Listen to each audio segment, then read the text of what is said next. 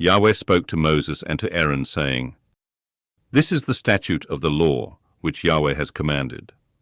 Tell the children of Israel to bring you a red heifer without spot, in which is no defect, and which was never yoked.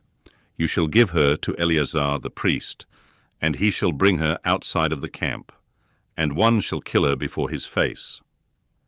Eleazar the priest shall take some of her blood with his finger, and sprinkle her blood toward the front of the tent of meeting 7 times. One shall burn the heifer in his sight, her skin and her meat and her blood with her dung shall he burn. The priest shall take cedar wood, hyssop, and scarlet, and cast it into the middle of the burning of the heifer.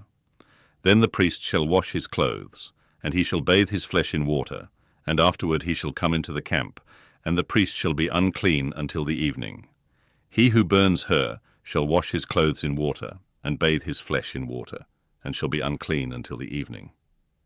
A man who is clean shall gather up the ashes of the heifer, and lay them up outside of the camp in a clean place, and it shall be kept for the congregation of the children of Israel, for use in water for cleansing impurity. It is a sin offering. He who gathers the ashes of the heifer shall wash his clothes, and be unclean until the evening. It shall be to the children of Israel, and to the stranger who lives as a foreigner among them, for a statute forever. He who touches the dead body of any man shall be unclean 7 days. He shall purify himself with water on the 3rd day, and on the 7th day he shall be clean. But if he doesn't purify himself the 3rd day, then the 7th day he shall not be clean. Whoever touches a dead person, the body of a man who has died, and doesn't purify himself, defiles Yahweh's tabernacle, and that soul shall be cut off from Israel. Because the water for impurity was not sprinkled on him, he shall be unclean. His uncleanness is yet on him.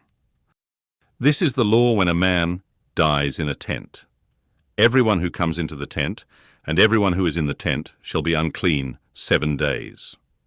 Every open vessel, which has no covering bound on it, is unclean.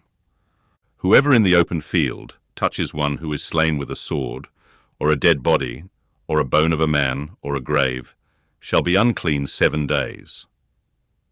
For the unclean, they shall take of the ashes of the burning of the sin offering, and running water shall be poured on them in a vessel. A clean person shall take hyssop, dip it in the water, and sprinkle it on the tent, on all the vessels, on the persons who were there, and on him who touched the bone, or the slain, or the dead, or the grave. The clean person shall sprinkle on the unclean on the 3rd day, and on the 7th day. On the 7th day he shall purify him. He shall wash his clothes, and bathe himself in water, and shall be clean at evening. But the man who shall be unclean, and shall not purify himself, that soul shall be cut off from among the assembly, because he has defiled the sanctuary of Yahweh. The water for impurity has not been sprinkled on him. He is unclean. It shall be a perpetual statute to them. He who sprinkles the water for impurity shall wash his clothes, and he who touches the water for impurity shall be unclean until evening. Whatever the unclean person touches shall be unclean, and the soul that touches it shall be unclean until evening.